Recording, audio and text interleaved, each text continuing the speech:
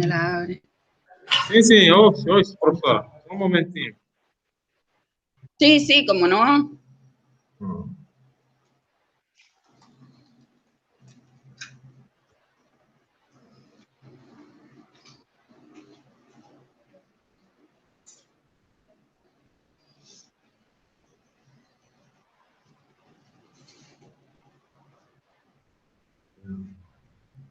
¿Cómo ha quedado el evento, Isaías?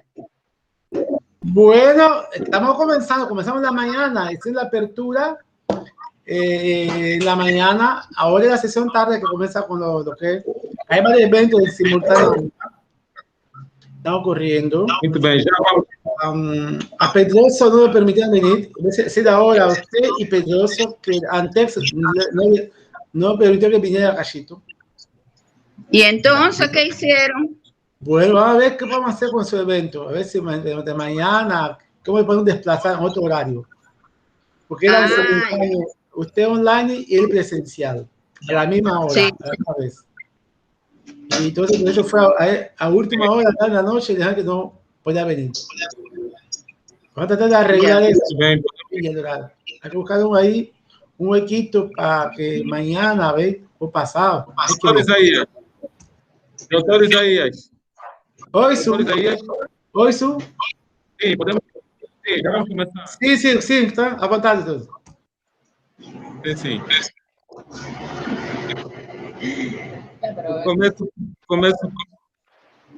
Começo por cumprimentar a todas e a todos presentes nesta sala, e em especial a doutora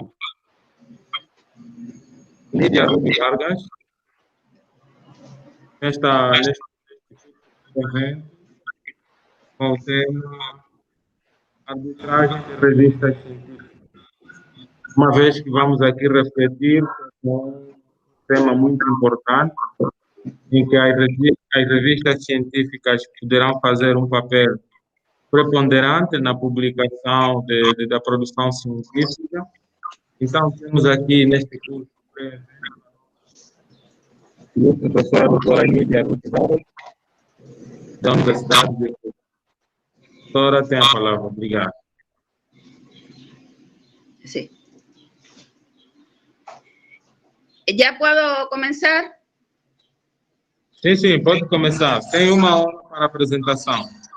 Sí, bueno, buenas tardes a todos. Muchas gracias por participar en este curso.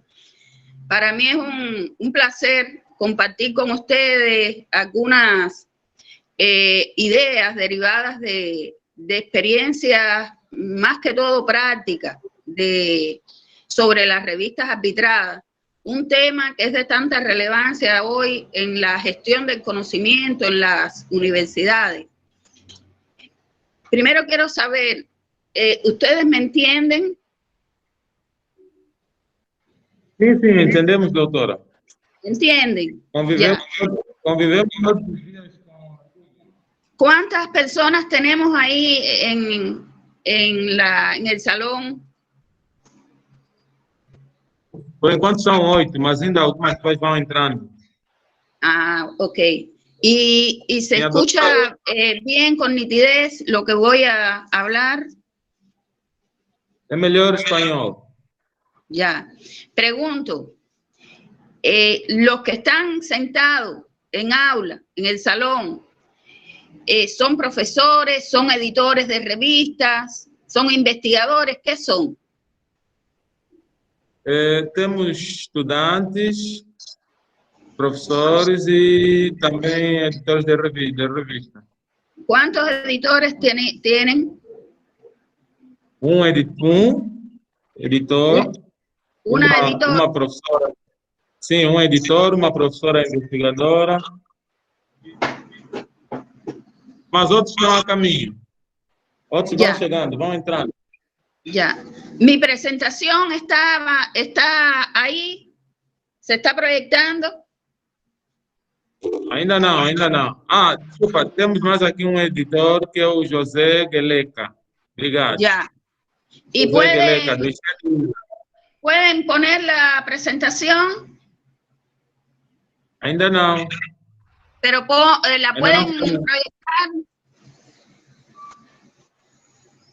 Não. Isaí. A doutora já partilhou? Sí. Já partilhou a sua apresentação? No, es que yo envié la presentación para que ustedes mismos la proyectaran mientras yo iba hablando, porque yo estoy conectada de mi teléfono, que es muy chiquitico.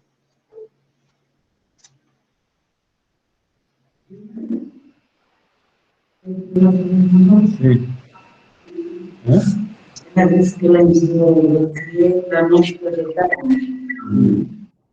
Sim. Não. Doutora Emília, Dígame. não compreendemos o que disse anteriormente. Mi presentación la tiene Isaías. Doutor, olha aí, eu vou enviar para tal engenheiro. Sim. Hoje, eu vou enviar agora no teu WhatsApp. Se tem aqui a apresentação da doutora, assim, se me chegou assim. Posso enviar? Ok. Sim? Sim, pode. Ok, sim. Tá aqui esse momento, sim. Elisa. Não, vou ligar por.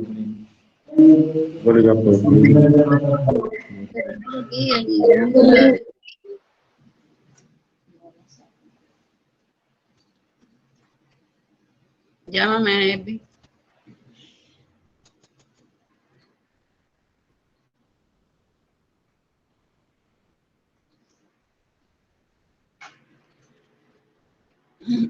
Ele está por aí.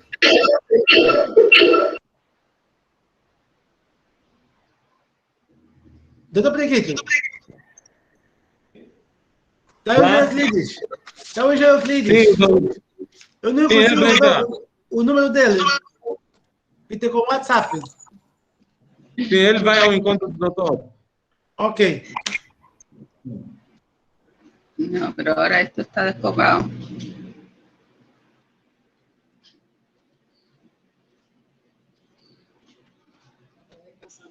Espérate, no me lo toco. Ya. Ahí es mejor.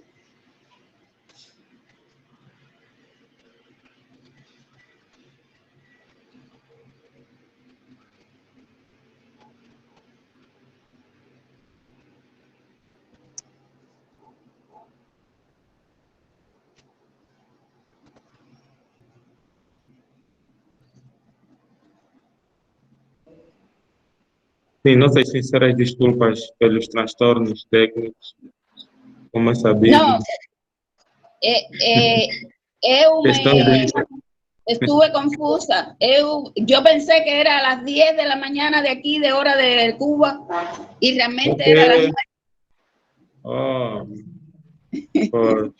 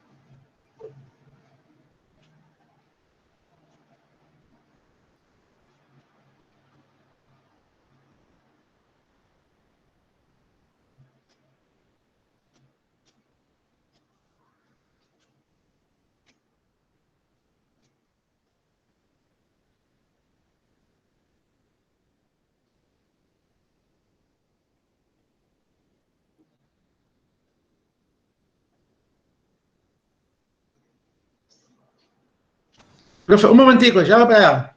Ya te eliminé la foto, la presentación.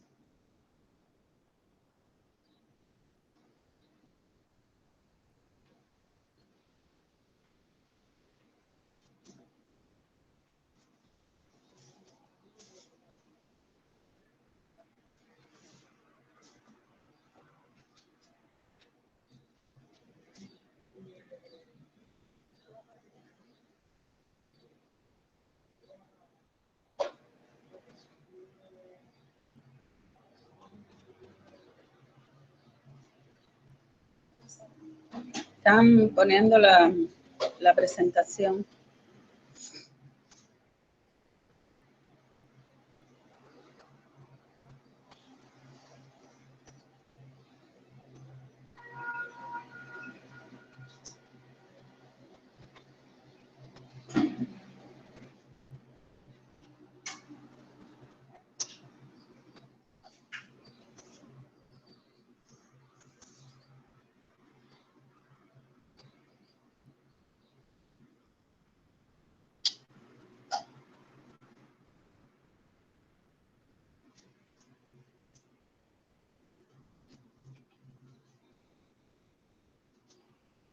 E doutora, consegue ver a apresentação?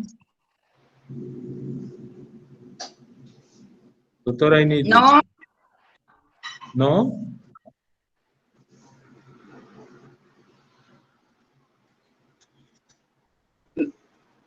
Isaías. Já, não sabemos. ¿Usted ve la presentación? Ya, Ya está en la pantalla. ¿Usted ve? No, pero no importa. Yo no, los que la tienen que ver son ellos. Ah. No importa. Ya ustedes Sim, já está, doutora. entonces empezamos a la presentación. Yo quiero que la vean ustedes. Podemos começar, doutora. Ya. Entonces, cuando yo empiece a hablar, para desligar el micrófono por allá, para que no haya interferencia. Sim, sim. Tá bem, doutora? Podemos começar. Boa apresentação. Ok. Bueno, pensando, o sea, la mayoría de las personas que están sentadas ahí son profesores de universidades. Dentro de los procesos sustantivos de las universidades, siempre los investigadores mencionan la formación, el proceso de formación, el proceso de extensión universitaria, el proceso de investigación y producción. Sin embargo, hay un proceso sustantivo universitario que es de mucha relevancia desde mi punto de vista, que es el proceso de gestión del conocimiento. Justamente porque las universidades son entidades productoras del conocimiento, son entidades que certifican conocimiento, son entidades que trabajan con ese conocimiento. Desde esa perspectiva se puede enfocar inicialmente el arbitraje de las revistas científicas, porque Hilario yo te voy a pedir que tú me vayas pasando las diapositivas. Pásame a la primera diapositiva. En la Mendoza, que fue Premio Nobel de Economía en el 2011, tiene un pensamiento bien interesante respecto al arbitraje, ligado a 3 elementos esenciales de la ciencia.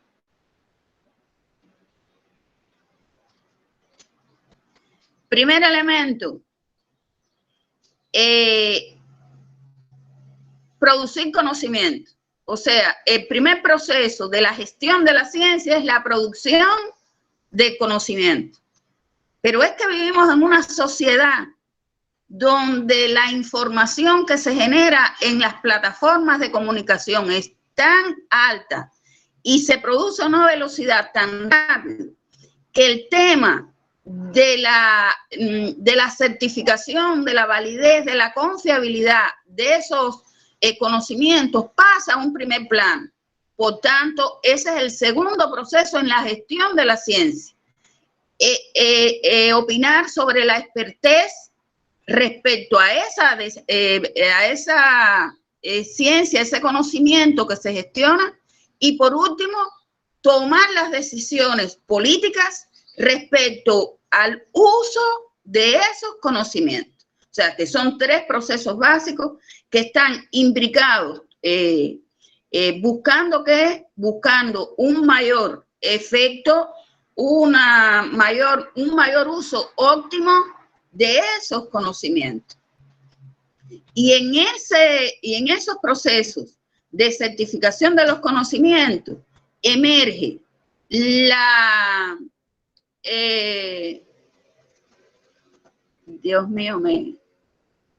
emerge el arbitraje como una actividad que permite tomar decisiones, no solamente a nivel de Estado, de políticas, de directivos de las universidades, sino también, y lo que es mucho más importante, permite tomar decisiones a los investigadores, a los profesores, que en última instancia son los que generan ese conocimiento que está circulando en las revistas y en las diferentes plataformas de comunicación científica. En la próxima diapositiva aparece una breve introducción sobre el enfoque histórico del arbitraje, justamente porque el arbitraje de revistas científicas no siempre existió. En siglos pasados no había este desarrollo de la ciencia, y quien ejecutaba el arbitraje de las revistas eran los propios editores.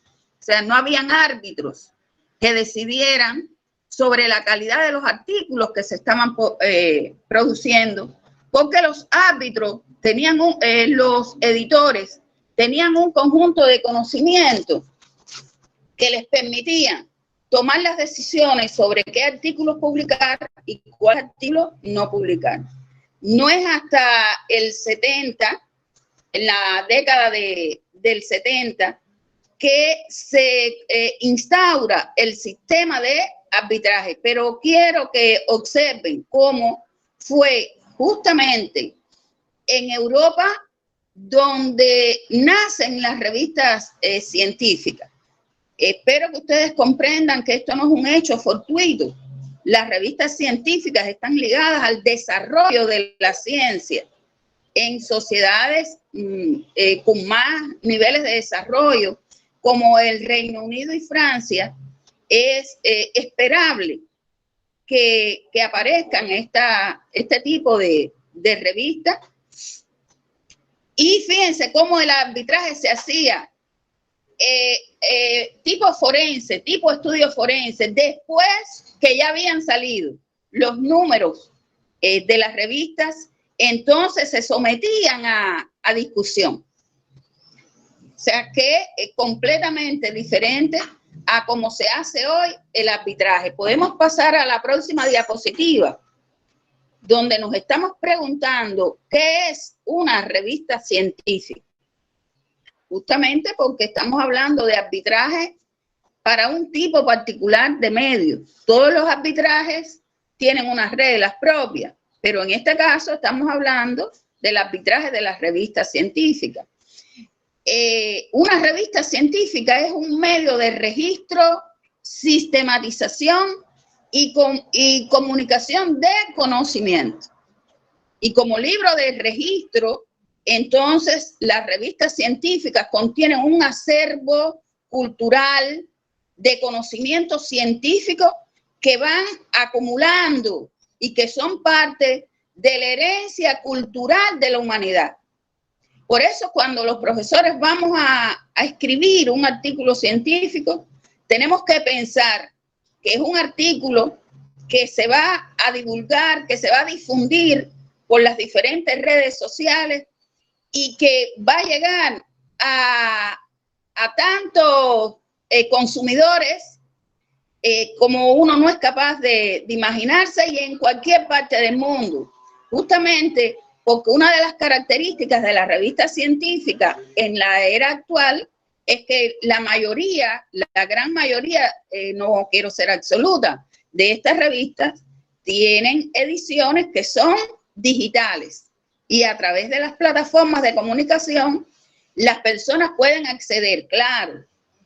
Muchas de estas revistas hay que pagar para poder adquirir un artículo, pero también hay muchas plataformas donde se pueden adquirir los artículos gratis. Esto compromete más a los autores de los artículos con la calidad de lo que están publicando, con la confiabilidad de los datos que están recopilando, que están procesando, buscando sobre todo el incremento de los niveles de confianza sobre los conocimientos que están difundiendo. Ahí, por eso en otro momento vamos a estar hablando sobre la pertinencia de lo que estamos divulgando en las revistas científicas. En la próxima diapositiva, Hilario, nos estamos preguntando cómo funciona una revista científica. La materia prima para desarrollar el proceso de la revista científica, los procesos que se dan ahí, son los artículos. Por eso estaba diciendo desde que comencé la presentación de la relevancia que tienen los profesores y los investigadores, porque sin esos artículos no existe una revista científica. Por tanto, ellos constituyen el corazón de la revista científica, la razón de ser de esa revista científica. Porque unas veces los profesores y los investigadores estamos como autores, como productores de ese conocimiento, pero al mismo tiempo también somos usuarios, somos consumidores, porque para elaborar un artículo científico hay que consultar un conjunto de fuentes, construir los referentes teóricos, los referentes empíricos de ese artículo. Luego todos estamos en una doble posición, como productores de esa información que se difunde y también como consumidores. Es esa la gran riqueza que tiene las revistas científicas, porque al estar de una parte y de otra, entonces las personas que estamos involucrados en estos procesos vamos adquiriendo determinados niveles de experticia tanto en el uso como en el aporte que hacemos a esa revista con nuestros artículos. En esos artículos aparecen, como ya dije, aparecen datos, sistematizaciones de teorías, de enfoques, de dimensiones sobre un determinado campo de la ciencia, sobre una determinada disciplina y sobre todo interpretaciones. Porque cuando se hace una sistematización, esos datos iniciales con los que comenzamos a trabajar tienen una salida que es en forma de esa interpretación que le estamos dando a esos datos, generando entonces un aporte, una nueva perspectiva del conocimiento. Y estos se publican en la manera de artículos, de seriados, que tienen un determinado nivel de relevancia para el investigador, justamente porque puede ser producto de un proyecto de investigación que se está ejecutando y se están publicando esos resultados. Puede ser producto de un resultado más estructurado, como una tesis de grado científico, pero no solamente tiene un nivel de relevancia para el investigador, sino que también nadie hoy investiga sin un respaldo financiero, porque en última instancia las instituciones de donde nosotros procedemos dan un respaldo científico a esa actividad de investigación, porque estamos, es ella la que nos está respaldando con un salario para el desarrollo de las actividades sustantivas que tienen los profesores. Y una de las actividades sustantivas de los profesores de la universidad de hoy es justamente la investigación. Pero ese nivel de relevancia excede el de la institución que financia, porque también tiene una relevancia para la revista que está publicando. Fíjense que hay tres intereses que están en juego: el interés personal, el interés institucional y el interés de la revista. Y esos intereses hay que ponerlos en relación. Hay que buscarles un conecto para que realmente el artículo pase a ser publicado y tenga un beneficio tanto para la persona, para los autores, como para la institución que respalda a esos autores. Por eso las instituciones cada vez más están trazando estrategias a corto, mediano y largo plazo, buscando el incremento de las publicaciones que tienen en estas revistas arbitradas y también de la calidad de lo que se está produciendo. Hilario, en la próxima diapositiva estamos presentando las ideas básicas sobre el funcionamiento de las revistas científicas. Ahí tenemos a una editora sentada en el salón. Ella, si quiere, puede intervenir. Yo estoy hablando porque yo hablo mucho, ¿saben? Pero yo creo que en este poco espacio que vamos a tener, también podemos intercambiar con ustedes. Sería bueno también escucharlo. Así que cuando ustedes quieran, pueden pedir la palabra y conversamos con ustedes. Respecto a cómo funciona la revista científica, ellas tienen un consejo editorial. Ese consejo editorial está conformado por un editor principal, que es una figura muy importante en la revista porque es un decisor sobre los artículos que se publican. Él trabaja con un grupo de editores, también depende de la magnitud de la revista, del alcance que tiene. Y hay unos actores que son externos a la revista, que son los árbitros. Son externos a la revista, pero estos árbitros son seleccionados, son aprobados por ese consejo editorial. Porque como verán más adelante, los árbitros tienen unos requisitos, unas condiciones para arbitrar esos artículos científicos. Aunque ahora hay un crecimiento tal y una carencia de árbitros que muchas revistas piden personas que deseen ser árbitros.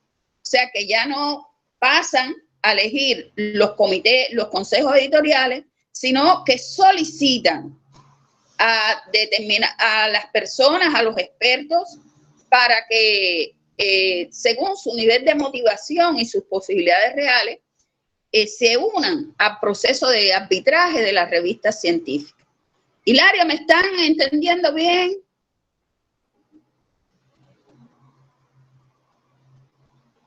Hilario. Sí, doctora. Sí, doctora. Está claro.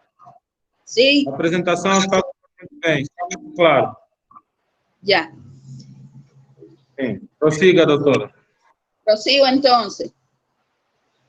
Entonces, estos árbitros son los que hacen la actividad de arbitraje, que es de lo que nos estamos ocupando en este curso. Y desde esa actividad de arbitraje, entonces, se establece un nexo entre los autores de los artículos, los editores y los árbitros. Pero al mismo tiempo, esos autores de los artículos, por lo general, porque fíjense que hay una tendencia de la actividad de investigación en las universidades y es investigar en proyectos de investigación. Por tanto, esos autores se agrupan en equipas de investigación que ejecutan, que desarrollan esos proyectos.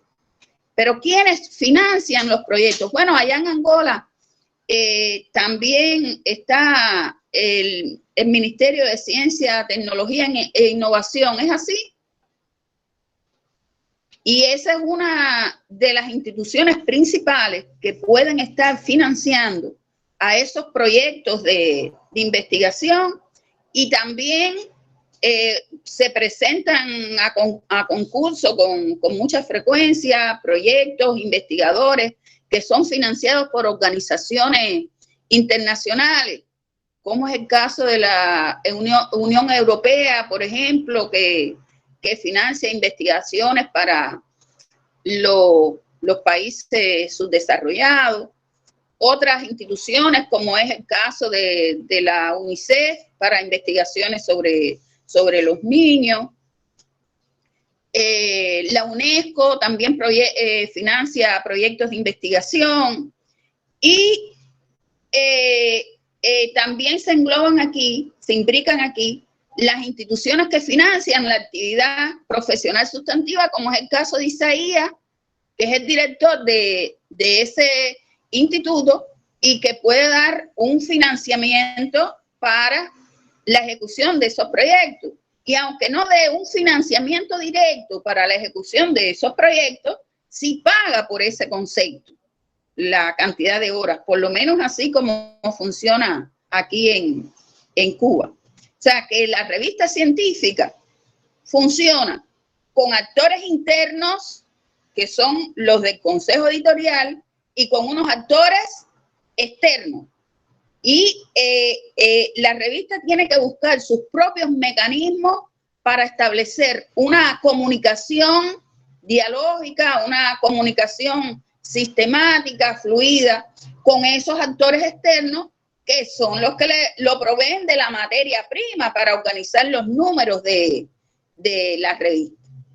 Y en el contexto de estas revistas científicas, Hilario, pasamos a la próxima diapositiva para hablar sobre propiamente las revistas arbitradas. El boom de las revistas arbitradas se ha hecho más fuerte en esta última época, del 2000 hacia acá. Ya los investigadores, si la revista no es arbitrada, no publican, porque las instituciones no les reconocen las publicaciones que hacen por esta vía. Entonces, el tema del arbitraje se ha convertido en esencial para la supervivencia de las revistas científicas. Entonces, ¿qué es una revista arbitrada? Es un medio de registro, sistematización y comunicación del conocimiento.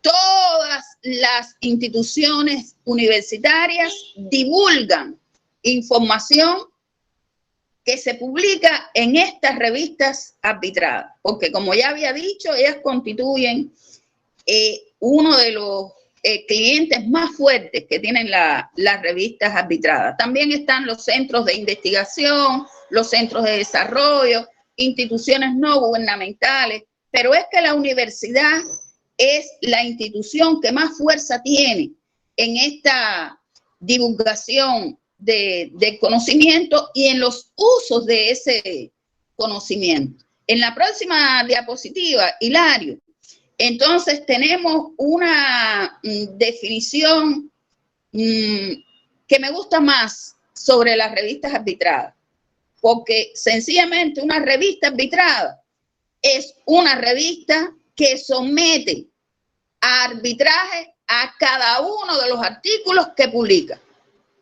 Y esto es una responsabilidad ética de las revistas arbitradas, someter arbitraje a estos artículos que se están publicando, porque el arbitraje es una vía para la gestión de la calidad de esa revista científica. Y este posicionamiento teórico sobre las revistas arbitradas tiene un impacto no solamente en la revista, tiene un impacto en la universidad que está gestionando esa revista científica. ¿Por qué?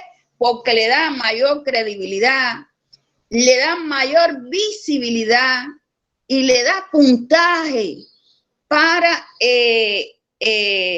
competir en el horroroso y tenso mundo de los rankings. Porque le está aperturando un espacio a la universidad para que las personas del mundo accedan a ella a través de esa revista. O sea que las revistas arbitradas se transforman en un canal, en una vía, en un camino para que la universidad que gestiona esa revista científica se dé a conocer en el mundo. Por eso es que cada vez más la escritura de los artículos científicos deja de ser algo individual y pasa a convertirse en un proceso social, con una responsabilidad no solamente con lo que yo hago, sino con la institución a la cual se pertenece. El arbitraje propiamente se establece, como ya había dicho hace unas diapos atrás, en la década de los 70. Estoy, Hilario, en la próxima diapositiva, donde se introduce lo que se conoce como peer review o arbitraje científico, que abarca la actividad de revisores. Cuando hablamos de revisores estamos hablando de los árbitros, ¿no es verdad? La actividad de los árbitros y de los del equipo editorial, como ya habíamos dicho. Y fíjense que aquí sí se introduce un nuevo elemento, y es el hecho que esos artículos pueden ser producto de conferencias arbitradas. Si la conferencia esta que ustedes están organizando, este evento, lo transforman en un evento arbitrado, entonces los artículos que el arbitraje decida tienen los requisitos para ser publicados, pueden aparecer entonces en su revista, que es una revista arbitrada.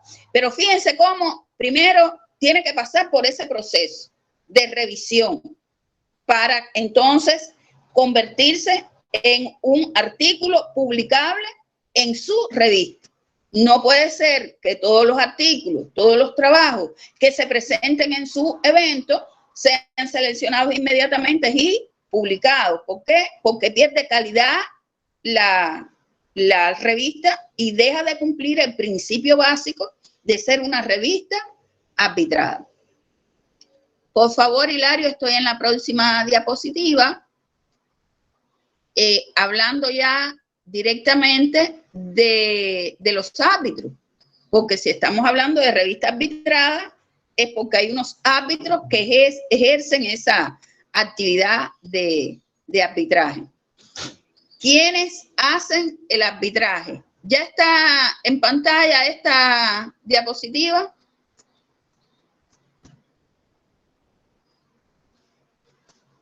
¿Sí? Sobre los expertos. ¿Sí? Sí. Ajá. Dime, doctora.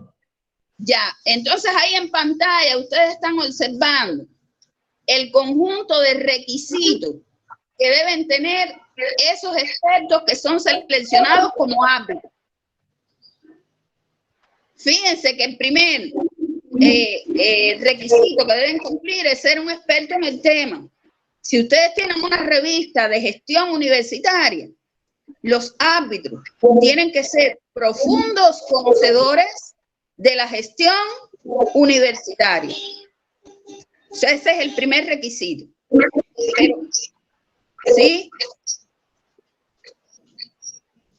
¿Hay alguien hablando?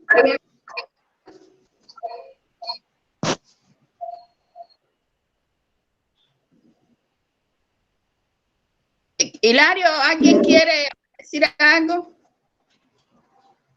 No, doctora, puede pasar, doctora. ¿Continúo? Profe, aquí Sí. esa pantalla se refiere a las características del árbitro. Del árbitro. Sí, que tenga conocimiento sobre el asunto, que sea un líder científico. Es lo que dice aquí esa diapositiva. Primero aparece esa.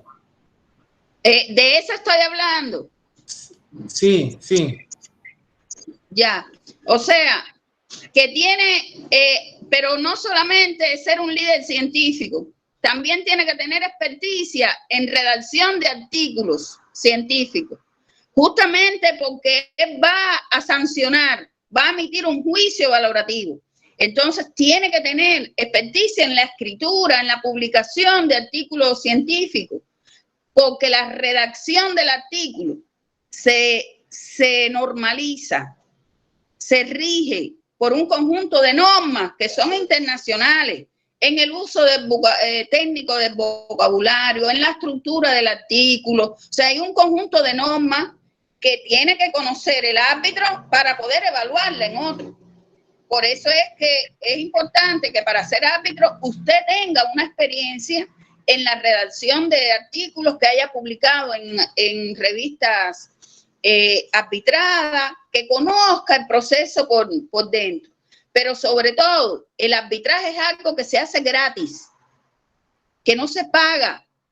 Por tanto, es importante el compromiso para ser árbitro, el compromiso que se tenga con la gestión de la ciencia, con la divulgación del conocimiento, con la ética, porque usted va a emitir un juicio de valor sobre ese artículo y entonces hay que tener también un compromiso ético con los investigadores, con las personas con las que usted va a interactuar y sobre todo, que está de última, pero es muy importante, los árbitros muchas veces tienen que hacer función de mediador entre la persona que escribe el artículo y los decisores, o sea, los editores y en particular el editor principal, porque el árbitro hace una propuesta cuando hace su revisión, pero quien la acepta o no las recomendaciones que está dando el árbitro es el equipo editorial, el editor principal.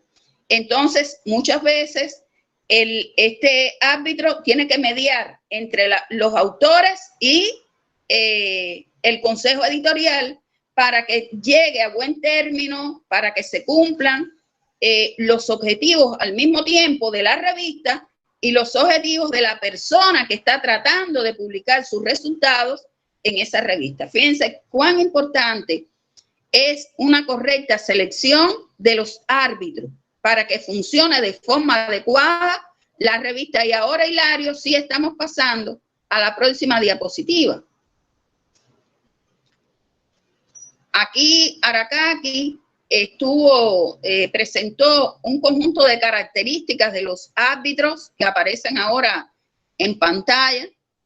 Dice gran capacidad de juicio, cierta facilidad para enseñar, como ya se había dicho antes, el saber redactar, formalidad, habilidades para la mediación, espíritu de servicio, ya habíamos dicho que esto es algo que se hace gratis, tacto, discreción, honradez, y todo esto se resume en destacar en la enseñanza, en la investigación y en la práctica laboral. O sea que esos son los tres grandes características, los tres grandes requisitos que debe cumplir una persona para tener un buen desempeño como árbitro. Y en la próxima diapositiva, Hilario, vamos a reflexionar sobre qué evalúa el arbitraje. Esto es muy importante porque a veces los profesores, cuando enviamos un artículo a una revista y no lo aceptan, nos quedamos sin entender qué pasó, por qué no aceptaron el artículo. Justamente porque independientemente de la revista que se trate, hay unos elementos generales que se evalúan en todo proceso de arbitraje. El primero de ellos es la pertinencia del diseño teórico. O sea, es pertinente, el diseño es coherente, hay una buena relación entre las partes que conforman el diseño. Sobre todo, la mayoría de las revistas se centran en dos elementos de ese diseño: la relación entre las preguntas científicas y el objetivo.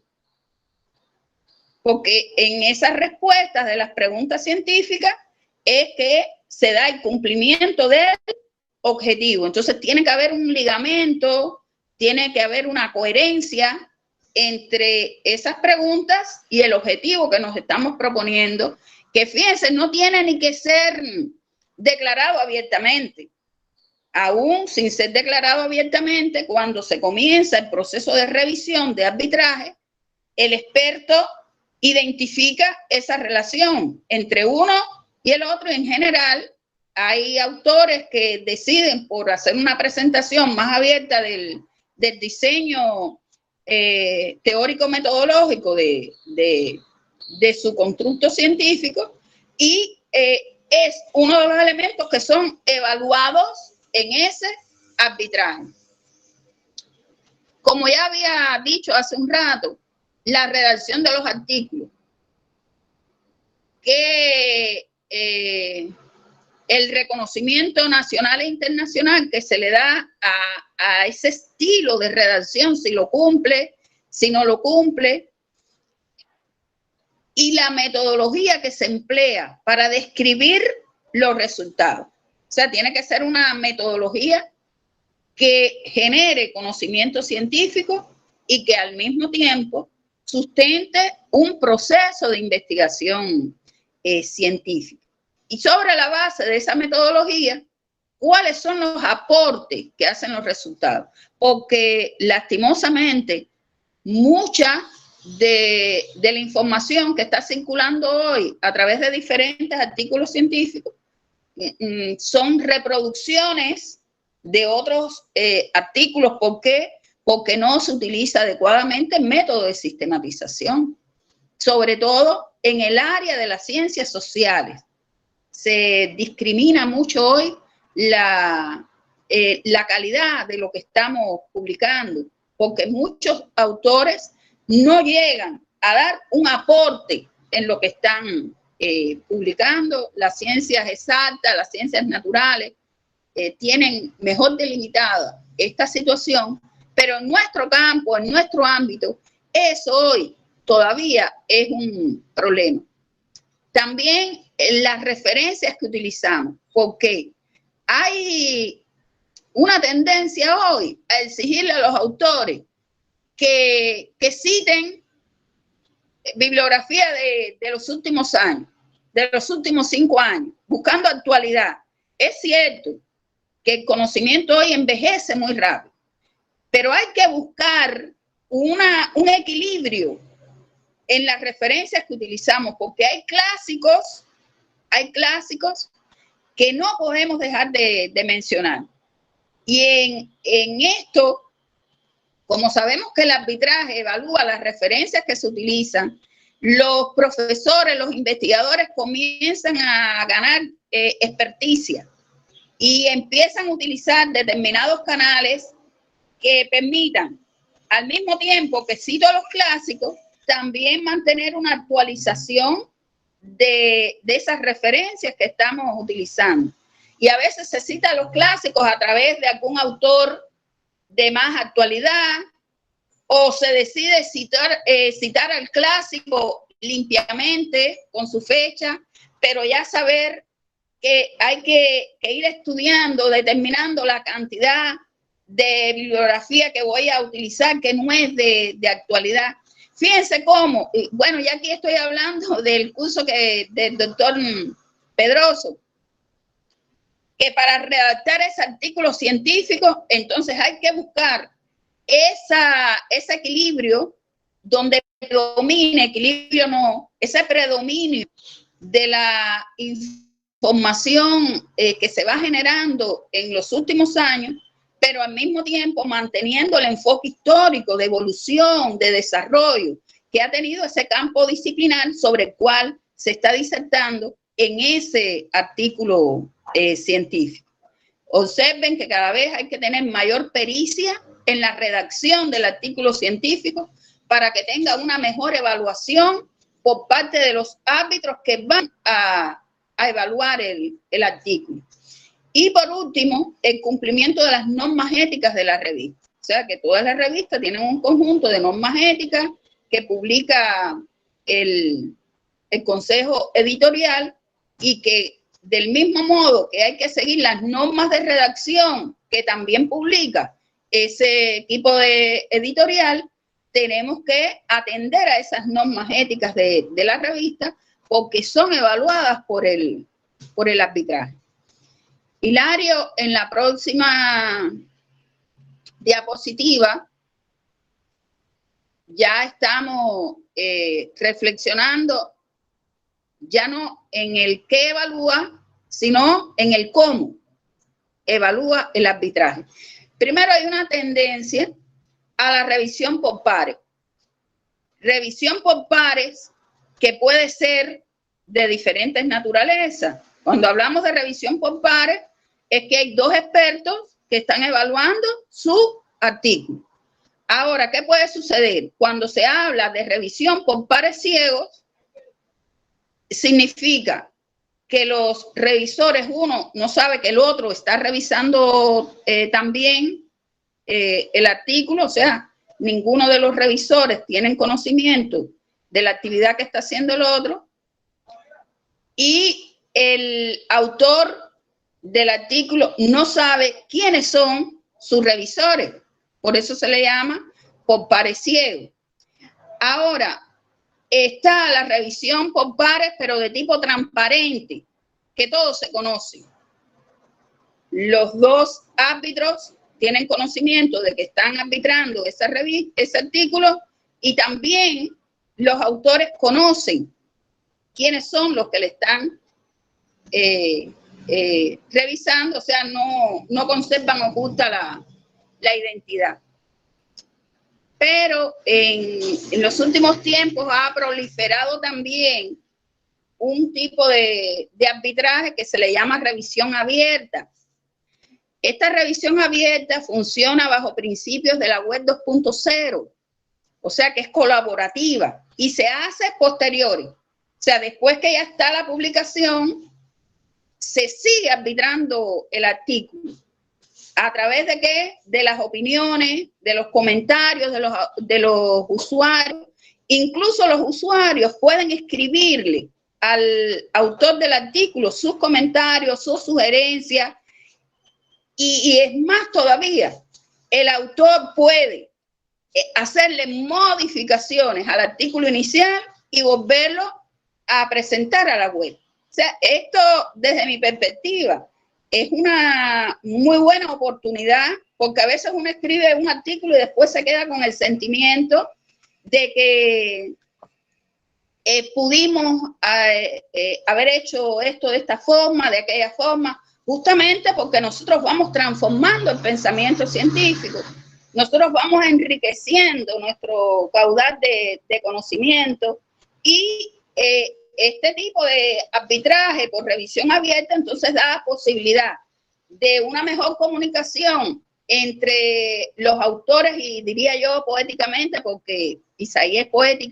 es poeta, y su público, y también una mejor comunicación del autor consigo mismo, en el sentido de que desde la escucha, desde la atención, a los comentarios, puede enriquecer, puede cambiar, puede modificar su artículo y actualizarlo, enriquecerlo. O sea, estas son las 4 formas básicas de cómo se está desarrollando el arbitraje hoy, y cada revista pues va seleccionando el modo en que se va a ejecutar ese proceso de arbitraje. En la próxima diapositiva, oye, si me estoy demorando mucho me lo dicen, yo hablo cantidad. Dime, Hilario, no tengas pena conmigo. Sim, doutora Inícia, Sí. eu vou avançando os diapositivos. Vou avançando. Ya. Ah, ok. ¿Cuántos minutos Sí. me quedan? Faltam 20 minutos. Ah, no, nos da bien el tiempo. Nos da bien el tiempo. Sí. No se preocupe. Faltam 20 minutos. Doutora, faltam 20 minutos para depois termos momentos de intervenções. Ah, ok, perfecto. Sim. Sim, e depois vou partilhar o material. Podem ficar descansados e não depois eu partilho o material.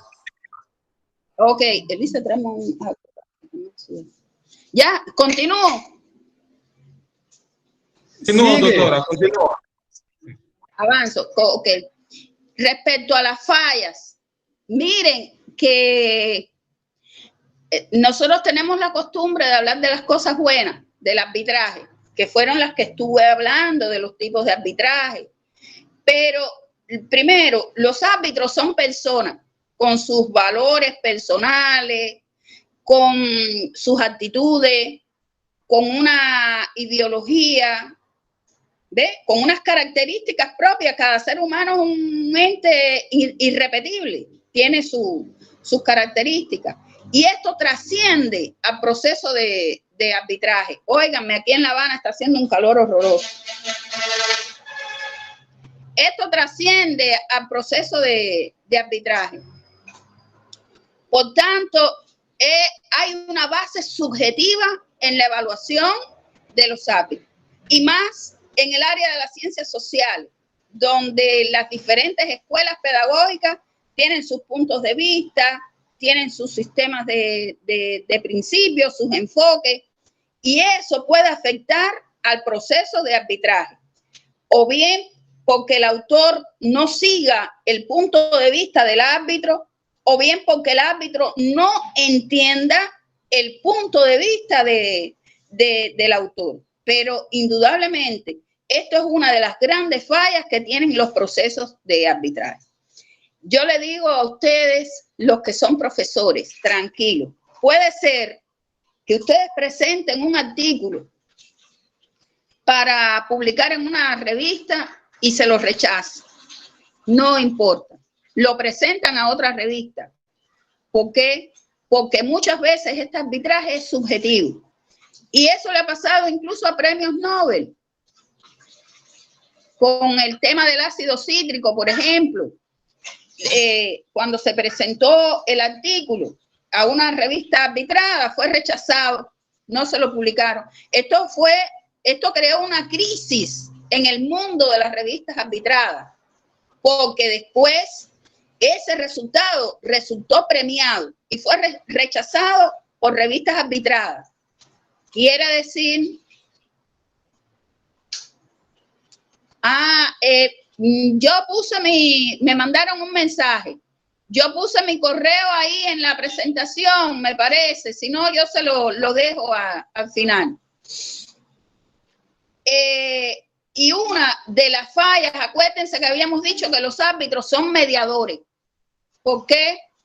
Porque el tema de la efectividad de la relación entre los editores, los árbitros y los autores puede fallar, puede dejar de ser efectiva.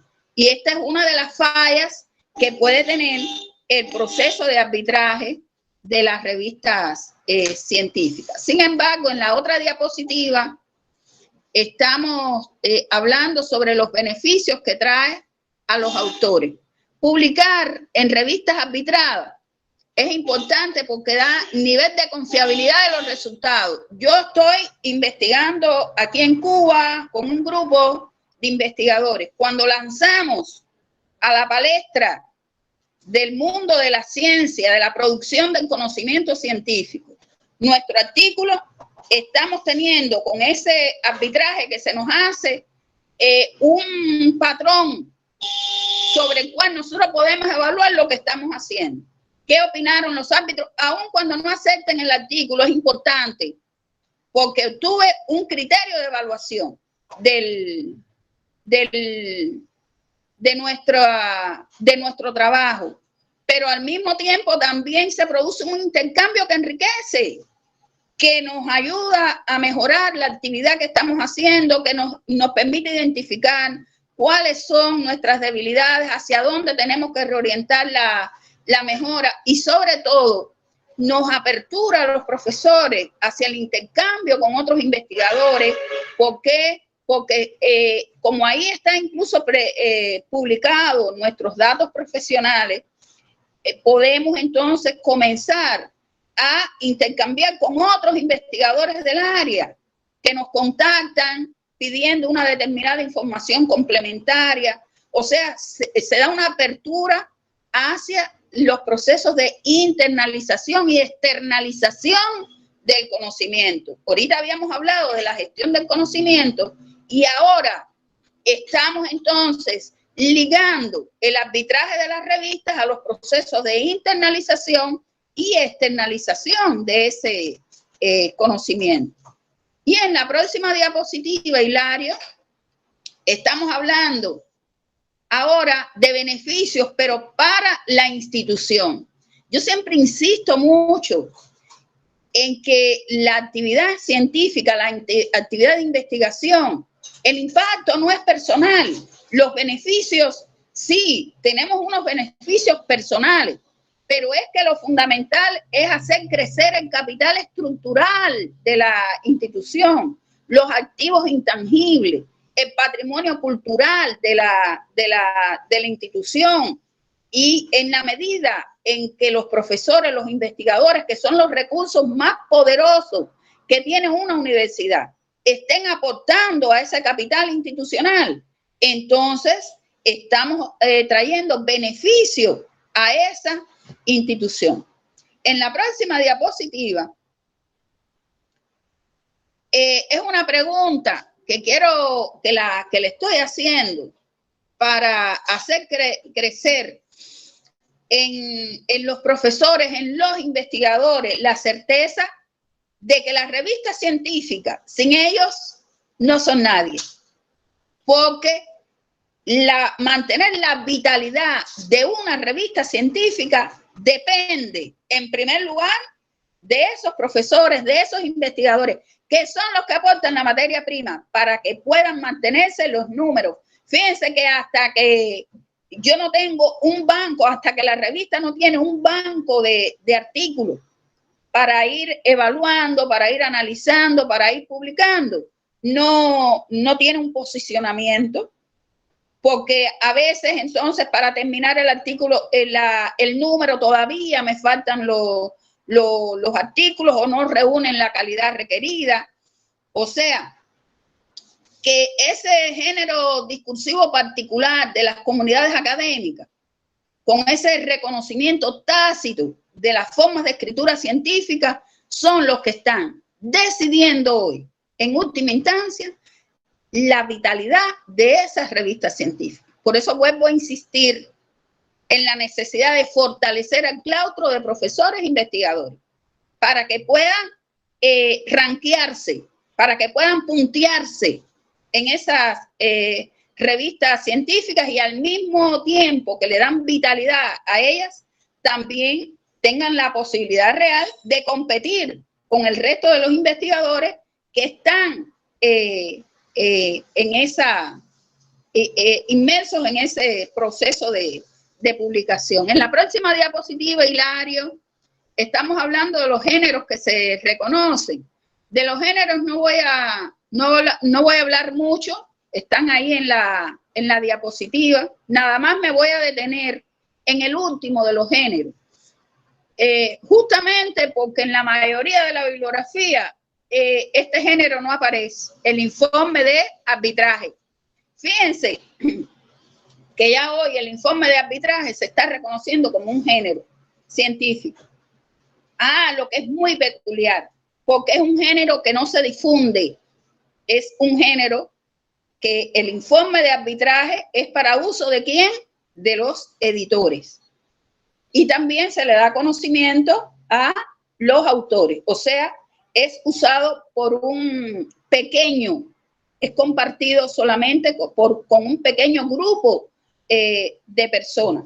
Pero ¿qué pasa? Que estamos abocados los árbitros a mejorar esos informes de arbitraje, que esos informes de arbitraje se conviertan más en un instrumento de crecimiento personal de los autores y que se convierta en un instrumento de trabajo en última instancia de la institución, que es la que provoca las acciones de mejora de esos autores. En la próxima diapositiva, Hilario, estamos presentando sobre el informe de arbitraje. Fíjense que el informe de arbitraje tiene un impacto en la calidad de la revista, aun cuando él no es público. ¿Por qué?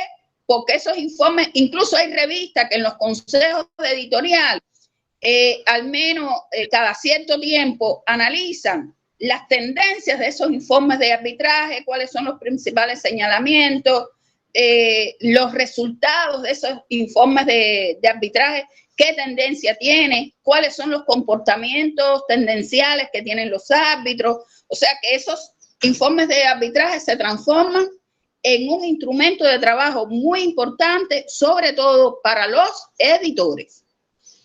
¿Y qué funciones tiene el comité editorial, Hilario? Es la próxima diapositiva. Por supuesto, ellos gestionan la calidad del sello editorial, diseñan el plan anual, hacen una evaluación anual de los números que publican y, por supuesto, son ellos los que envían el dictamen a los autores sobre la decisión de publicar o no los artículos que fueron publicados. En la próxima diapositiva, en cuanto a qué hacer para ampliar las posibilidades de publicar, ya aquí estamos terminando, estamos cerrando la idea que estamos presentando. Y esta diapositiva la incluí porque no sé cómo estará la actividad de publicación de ustedes, si son muy activos publicando o están en fase incipiente, media, pero en cualquiera de los niveles de desarrollo que se encuentren ustedes respecto a las publicaciones, escribí desde mi experiencia personal cuáles son esas posibilidades que podemos tratar de jugar con ellas para ampliar las posibilidades de publicar más y de publicar en revistas mejores punteadas. Primero, como ustedes, como hemos estado conversando, la publicación en revistas arbitradas se sustenta en el proceso de investigación y de producción del conocimiento científico. Luego, la primera recomendación que dejo en este curso es mantener la actividad investigativa sobre líneas que incrementen sus niveles de experticia en determinadas disciplinas. Hay que hacerse experto en determinadas disciplinas. Por ejemplo, en los últimos años yo he estado publicando mucho sobre gestión. El campo uno lo va cambiando en dependencia con la revista. Si es una revista de extensión universitaria, entonces gestión de la extensión universitaria. Si es una revista que publica sobre el conocimiento, entonces gestión del conocimiento. O sea, uno tiene que buscar convertirse en experto en alguna de las disciplinas. Eso es muy importante. La segunda es mantenerse investigando en proyectos de investigación, porque el trabajo en equipo hace avanzar a cada uno de los integrantes de esos equipos y hay que buscar ese perfil de trabajo en grupo, de apoyo, de sistematización de experiencias, de conocimiento, de la búsqueda de resultados colectivos más que individuales. Y en esta misma línea de pensamiento, incorporarse a redes de investigación, porque las redes abren mucho las oportunidades para los miembros de las redes. También es muy importante, antes de enviar un artículo, estudiar esa revista. ¿Qué es lo que publica?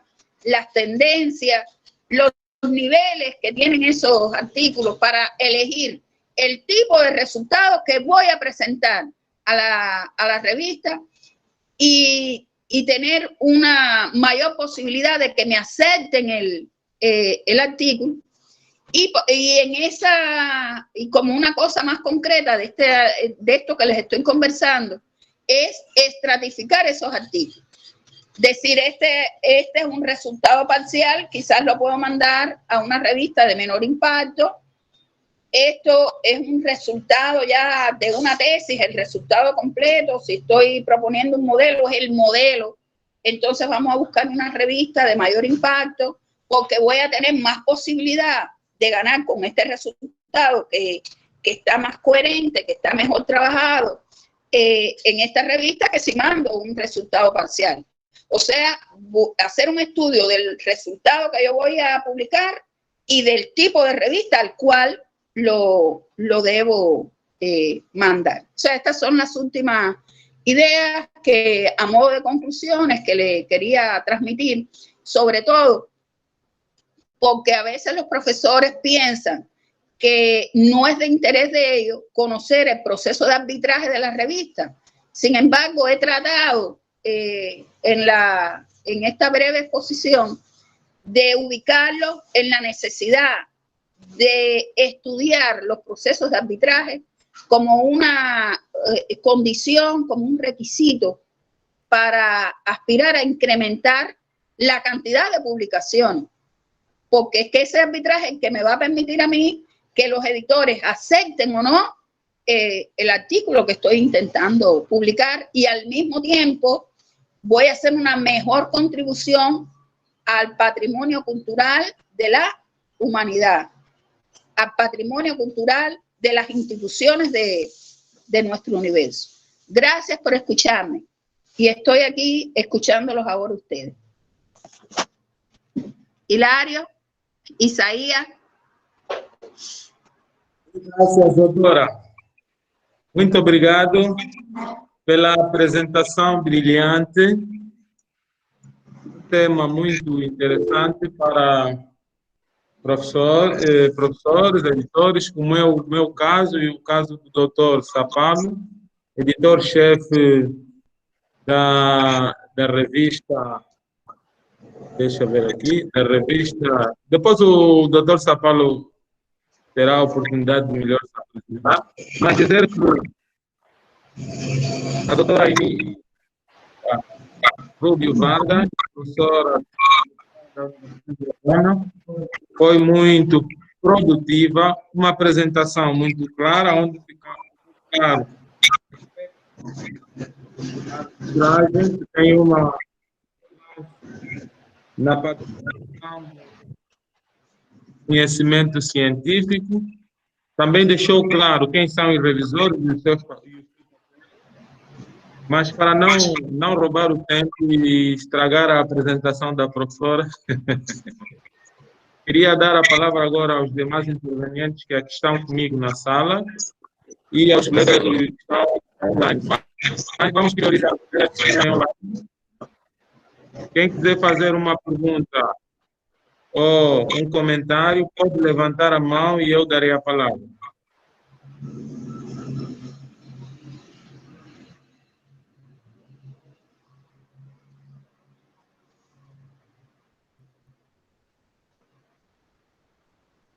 Prioridade aos colegas que estão a assistir online. Se alguém tiver alguma intervenção,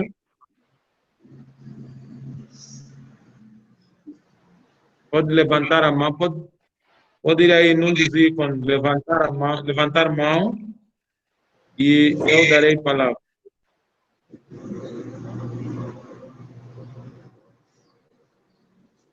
Doutor Sapalo? Sí. Doutor Paulo, pode pôr a questão. Doutora Anídia, pode fazer o favor de desligar o seu microfone? No percibí. El micrófono. Podia desligar El micrófono, desconecta el micrófono. Que desconecte el micrófono.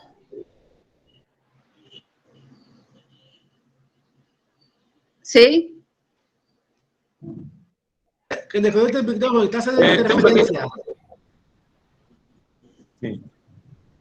Profe, Sí, estoy en eso. dice que desconecte su micrófono, que está haciendo interferencia. Ela saiu. Doutor Isaías, eu acho que ela saiu. A doutora saiu. Sí, hoy dice Por que descuido, sí, acha que acho que foi um descuido. ok. Foi um descuido, ela saiu.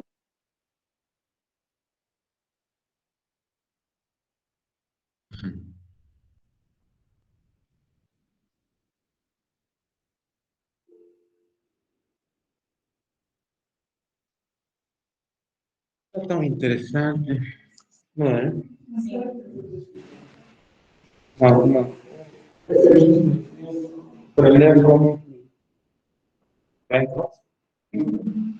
como é que se faz a arbitragem de um artigo científico.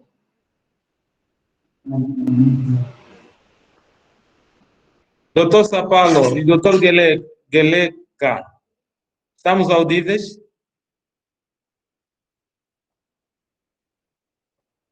Doutor Sapalo está com o microfone ligado.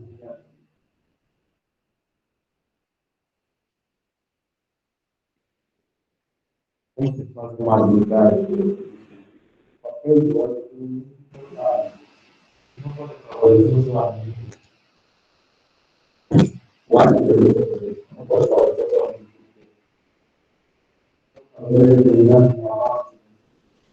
Dice ya bien, pero quiere hablar. Sim, doutora. Agora podia desligar o seu microfone, doutora?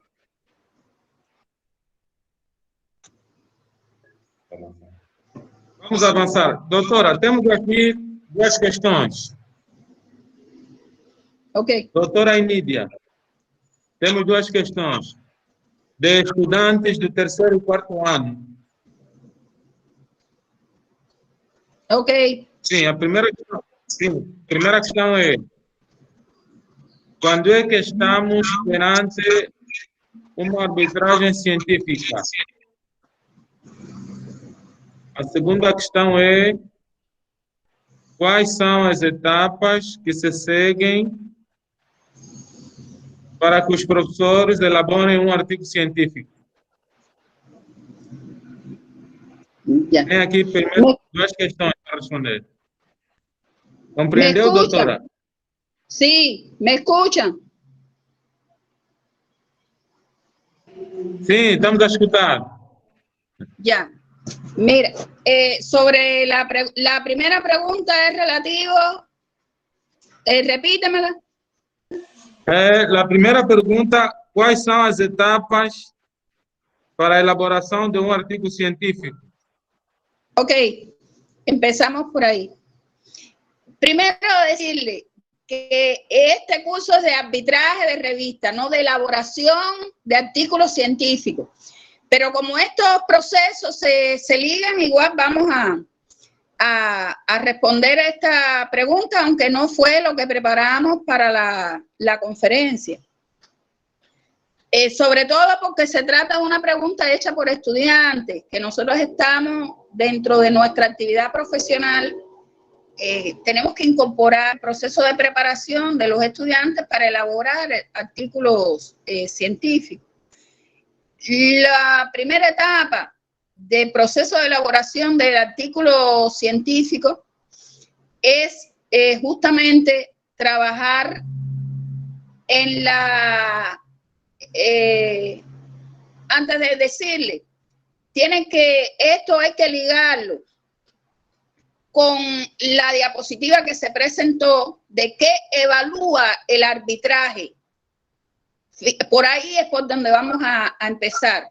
Lo primero que evalúa el arbitraje es el diseño teórico-metodológico de ese artículo.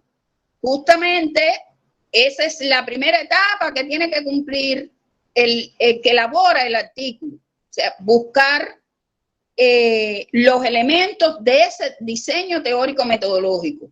¿Cuál va a ser el problema sobre el cual yo voy a escribir en el artículo?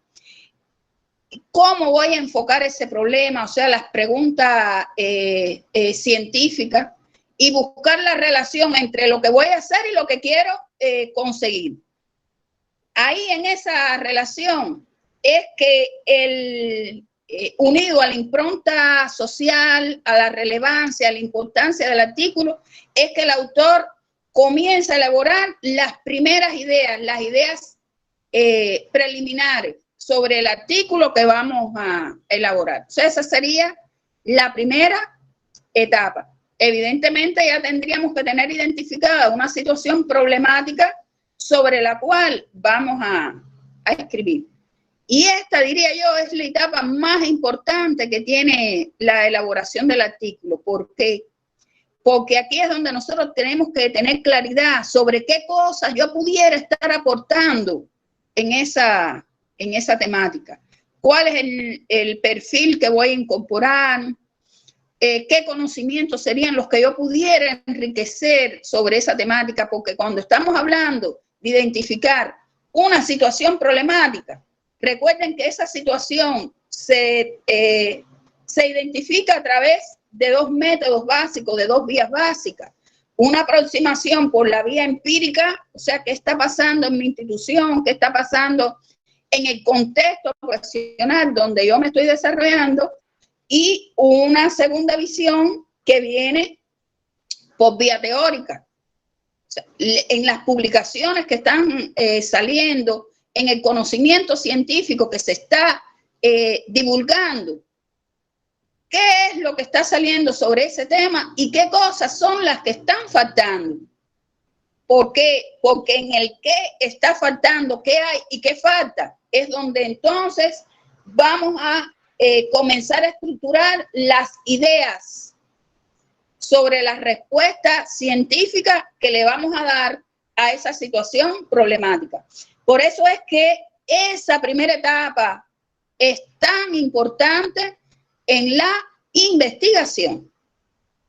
Una vez culminada esta primera etapa exploratoria, inicial, de organización de diseño del artículo, entonces se pasa a una segunda etapa, que es la recopilación de la información que voy a utilizar.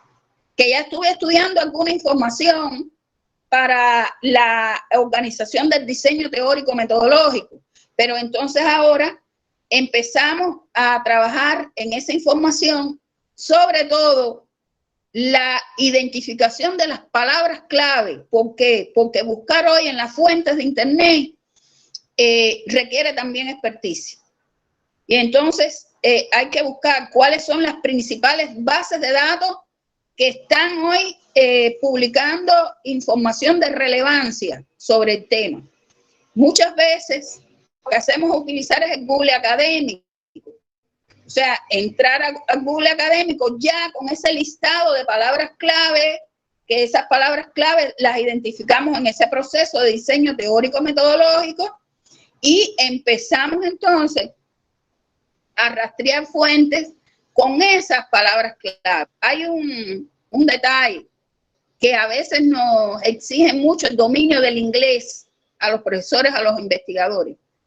Y dicen, bueno, pero ¿por qué? No, el tema es que cuando uno entra a las plataformas de comunicación que difunden la información científica, el gran grueso, hay una gran cantidad de información científica que está en idioma inglés, y si no sabemos leer el inglés, entonces tenemos que desechar un conjunto de fuentes que son de mucha utilidad.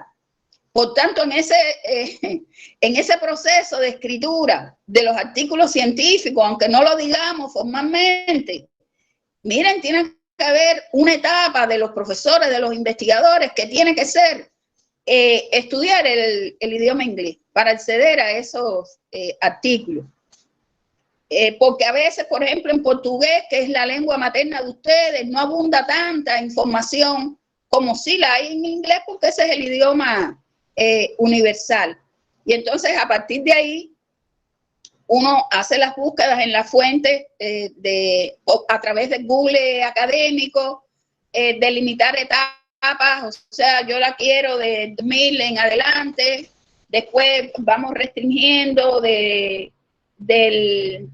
2016, ahora que estamos en el 21 en adelante, del 2017 en adelante, depende de la cantidad de años, también tenemos que estudiar cómo está el comportamiento de las publicaciones en esa temática por segmentos por intervalos de años, buscar esa bibliografía. Y yo siempre, les estoy hablando de mi experiencia, comienzo a organizar mi listado de referencias bibliográficas. O sea, es organizar la información y esa información inmediatamente empezar a organizar las referencias bibliográficas. ¿Por qué? Porque esas referencias bibliográficas se constituyen, desde mi experiencia, en una guía para redactar el cuerpo del artículo, porque ya ahí yo tengo una idea de qué bibliografía tengo que hable sobre los diferentes aspectos que ya delimité en mi diseño teórico metodológico. Incluso me dice cuáles son las nuevas palabras claves que tengo que buscar para introducir en los buscadores y mejorar la búsqueda inicial. O sea, que yo no busco una sola vez, uno va buscando información para ir satisfaciendo las necesidades de información que van surgiendo. Y una vez organizada esa bibliografía, incluso en las referencias bibliográficas, entonces empieza la etapa de construir borradores. Hacemos un primer borrador del artículo, porque ya tenemos hecho, en ese diseño metodológico queda hecho como un pequeño índice de lo que va a contener el artículo y empiezo a trabajar sobre ese índice. Sí, doctora Inicia. Tenemos muchas preguntas aquí. Queremos avançar para outras questões. Essas questões já ficaram claras. Já foram muito bem respondidas. Ajá. ¿La otra cuál es? A outra é: o que é uma avaliação cega por pares? E o doutor Sapalo, acrescentando a essa questão, diz se há uma outra forma de fazer avaliação, no seja cega. Sí, la evaluación por pares, si quieres puedes buscar, tenemos ahí una diapositiva de los tipos de arbitraje que identificamos. La evaluación por pares es aquella evaluación que se le hace al artículo científico a través de la evaluación de dos pares, de dos expertos que son seleccionados. Ahora, ¿cuándo es ciega? ¿Qué es una evaluación ciega por pares? Es ciega cuando se desconoce la identidad de los evaluadores. El autor no sabe quiénes están evaluando su artículo y los evaluadores tampoco se conocen entre ellos. Esa es la evaluación ciega. Por eso dice ciega, no se ven, no se conocen, se conserva oculta la identidad. ¿Me entendieron? Sim, doutor. Agora, o doutor Sapalo ainda questiona se há uma outra forma de avaliação, além dessa. Sí, en esa misma diapositiva está la evaluación abierta, transparente, donde se conocen los editores, el autor, queda publicado la identidad. ¿Ya? Muito bem, doutora, muito claro, muito claro. Ajá. Pero Está mira, claro como a água. en la última forma de arbitraje está el arbitraje estilo 2.0 que estuvimos conversando, que se hace posterior a la salida del artículo y son los mismos consumidores los que emiten criterios, valoraciones, comentarios que ayudan a mejorar el artículo después de publicado. O sea, son los tipos de arbitraje que se reconocen. ¿Sí? Sí, está claro, doctora. Vamos a avanzar para una otra cuestión. Ok. Tráeme el cargador que se me está. Está en un 5%. Okay. Doutor Sapalo ainda pede à doutora para comentar um pouco sobre os obstáculos na produção científica e das formas de superá-las. Me entende, doutora?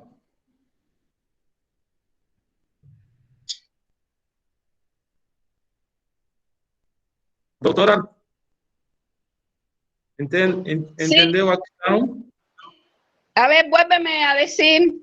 Apúrate que se me va a apagar el teléfono. Da lo mismo, sí, no importa. Mira. Ya.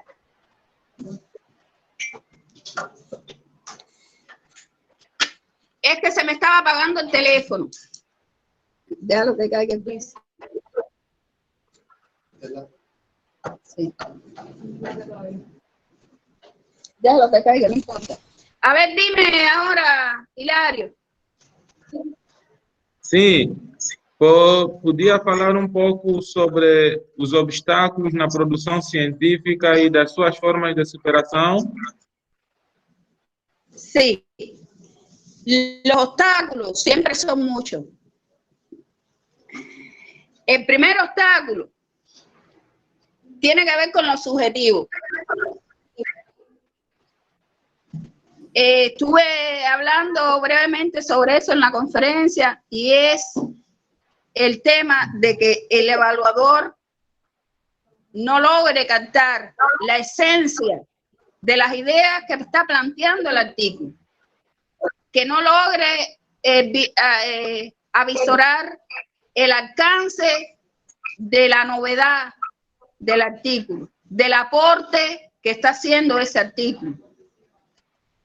Eso es una barrera, una problemática de tipo externa al que elabora el artículo. Sin embargo, hay cosas que sí tienen que ver directamente con la persona que hace el artículo, con los autores, y es que tengan un desarrollo insuficiente de habilidades para la escritura de los artículos científicos. El no respetar las normas de la revista, que pueden ser elementos que hagan que sea rechazado el artículo a pesar de la impronta que pueda tener, a pesar del aporte respecto al contenido que puede estar haciendo. Por eso es que estábamos diciendo que el proceso de escritura de artículos científicos deja de ser un proceso individual y empieza a tornarse con un carácter marcadamente social, porque hay que lograr captar la esencia de las ideas de ese cuerpo editorial que tiene la revista, del consejo editorial de la revista, de lo que están esperando los árbitros. Y independientemente que usted sea pues, una persona que tiene un alto desarrollo científico, tiene que respetar esas reglas de escritura de los artículos, porque tiene que saber que eso puede convertirse en un problema serio para que su artículo sea publicado. O sea que dentro de los problemas de este proceso hay que resaltar los problemas de comunicación, los problemas de entendimiento entre todas las partes que están involucradas en este proceso. Y fíjense que no lo dije anteriormente, pero que es muy importante la función que hace el árbitro, porque cuando hablamos de que el árbitro es mediador entre los autores de los artículos y el consejo editorial, esto puede transformarse en un problema, porque el árbitro no es el que decide si el artículo se va a publicar o no. El árbitro recomienda. Dice que al final, en el informe de arbitraje, hay 3 tipos de decisiones que toman los árbitros, o que sugieren los árbitros. Publicar de forma inmediata. Ya ahí no se le hace ninguna recomendación y el editor inmediatamente puede publicar ese artículo. Pero hay determinados problemas que se le pueden encontrar en el arbitraje a un artículo, que entonces puede el árbitro recomendar algunos elementos a los autores para que mejoren el artículo y que entonces pueda ser publicable. O sea, en este caso el artículo es publicable, pero con recomendaciones. Y una última decisión que pueden tomar los árbitros es recomendarle al editor que no sea publicado el artículo. Pero fíjense, el peso de esas recomendaciones de los árbitros es muy alto. Y esto al final entonces también puede transformarse en un problema. Justamente porque puede ser que esos árbitros no hayan captado la esencia del artículo. Y en ese caso, el equipo editorial, sobre todo el editor principal, es el que toma la decisión sobre el artículo. Y hay un sesgo indudablemente personológico, subjetivo en este proceso. Y cuando dependemos de las subjetividades, entonces estos problemas se agrandan. Porque puede ser enfrentamiento de posturas, enfrentamientos de tipos de escuelas que subyacen detrás del andamiaje teórico-metodológico de la investigación. Y los autores tienen que, por eso en las recomendaciones finales, los autores tienen que estudiar bien las revistas para saber a qué tipo de problemas se pueden enfrentar. Y también siento que hay un problema, sobre todo para los estudiantes, para los investigadores y profesores noveles, que está el tema del nombre, del reconocimiento, del ranking personal que tiene el investigador. Y muchos editores aceptan, buscando el rankear su revista, autores que sean doctores, que tengan un determinado nivel de desarrollo profissional. Sim? Doutora Anísia, obrigado pela questão, pela resposta. Agora, podia também abordar um pouco sobre as desvantagens da arbitragem aberta? El arbitraje abierto es un arbitraje de tipo dinámico. Primero, as desvantagens, dinámico. Es un arbitraje, el abierto, es un arbitraje dinámico que se hace después de salir el artículo. Sí. Gostávamos que falasse um pouquinho sobre as desvantagens da arbitragem aberta. Desvantagens. Sí, doctor Isaías, ¿ya está en la traducción? Sí, te pide la desventaja, profe, la desventaja del arbitraje abierto. Ya. Desde mi perspectiva, la primera desventaja que tiene el arbitraje abierto es que es un arbitraje tipo forense, que se hace cuando ya salió la publicación. Y entonces estamos lanzando al mercado del conocimiento, ¿no? Un conocimiento que puede no tener un determinado nivel de confiabilidad, de certificación, y que puede ser utilizado por otros investigadores como referentes para sus investigaciones. Desde esa perspectiva es la principal desventaja que le veo al tema del arbitraje abierto. Por lo demás, desencadena un proceso de discusiones abiertas que no están gestionadas y puede confundir a los noveles en ese proceso, O sea, requiere la persona que va a utilizar ese tipo de artículo de mucha experticia para poder deslindar dónde está el objetivo y dónde está lo subjetivo en ese tipo de información que se genera sobre el arbitraje. Y un tercer elemento es el hecho de que el tipo de información que genera ese arbitraje es menos estructurado que los otros tipos de arbitraje, donde se genera un informe de arbitraje que contiene todos los elementos que ayudan tanto a la revista editorial como a los autores a mejorar la calidad de la gestión de información que hacen desde cada una de sus perspectivas. O sea, estos son los tres elementos básicos donde estoy centrando. Repito, esto es desde mi experiencia personal y desde lo que he podido leer para la preparación de este curso sobre las desventajas que tiene este tipo de arbitraje.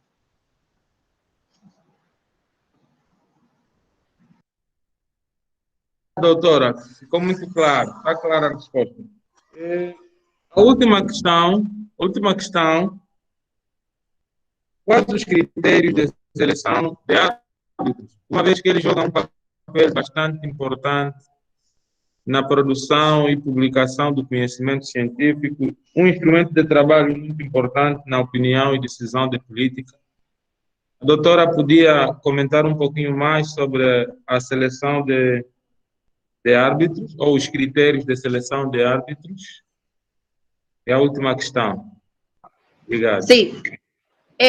Los criterios de selección de los árbitros hay unos criterios generales que más o menos siguen las diferentes revistas, pero es ante todo,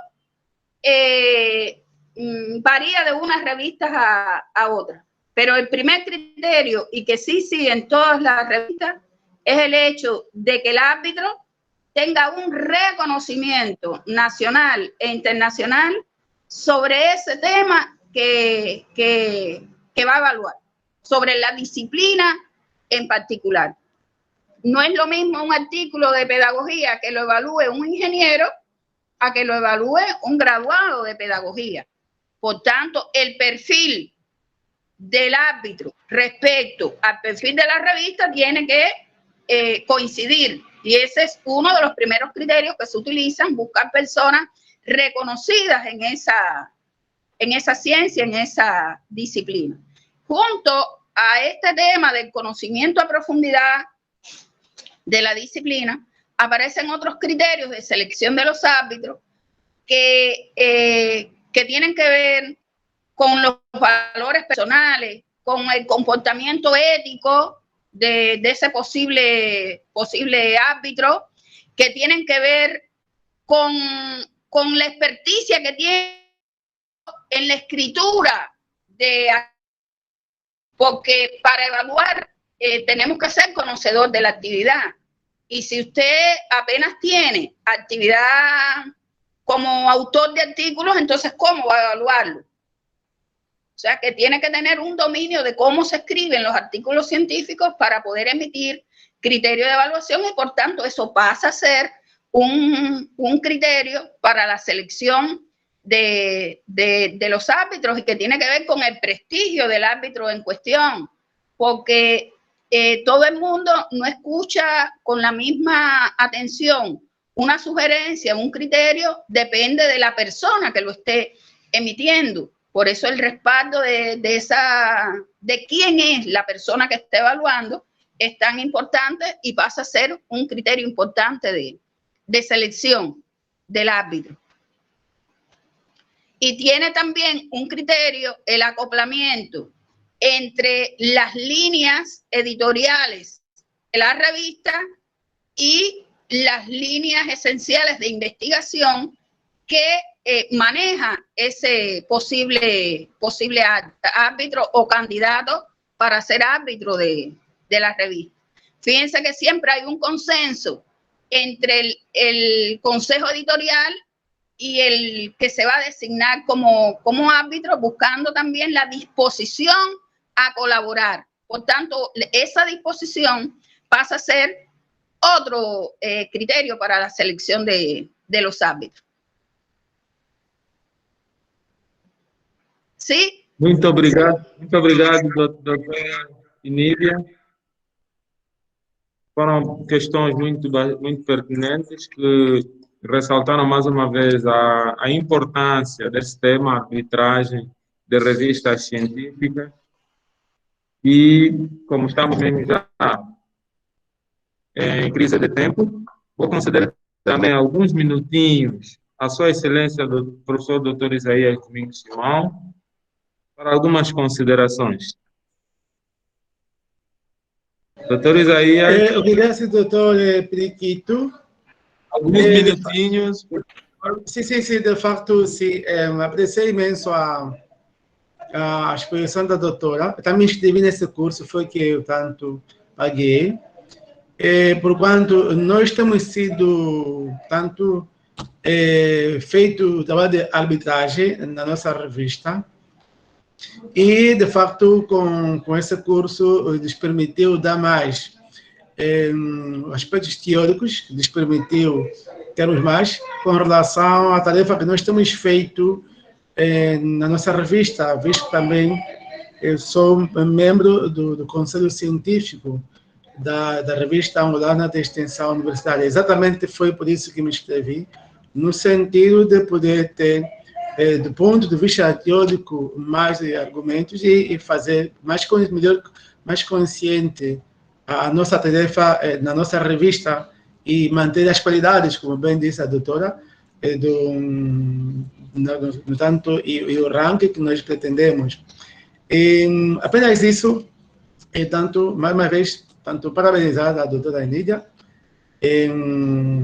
Prontos, daí então o convite que nós fizemos a ela, nós estamos convictos que ela pudesse trazer tanto valências na nossa conferência nesse tema, e de facto ela demonstrou e tem muita experiência nesse mundo, exatamente, e conheço a mais, não vou dizer os anos que conheço nesse mundo, foi a pioneira na investigação, portanto, tutora desde a graduação, mestrado e doutoramento, então que de facto podemos contar com ela noutras alturas, não? Porque a doutora tem muito para nos mostrar e muito para aprendermos com ela ainda. Muito obrigado, doutor Periquito. Sim.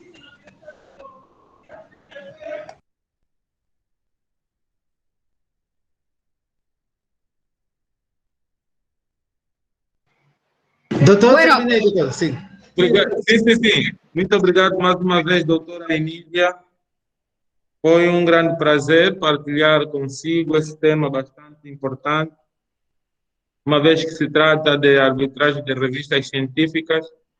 Portanto, aqui considerar os critérios de seleção aos árbitros, porque o seu papel é importante nesse processo, e encorajar também os editores-chefes, que muitos têm que fazer para que as revistas produzam conhecimentos e sirvam também de acervo científico, cultural e muito mais.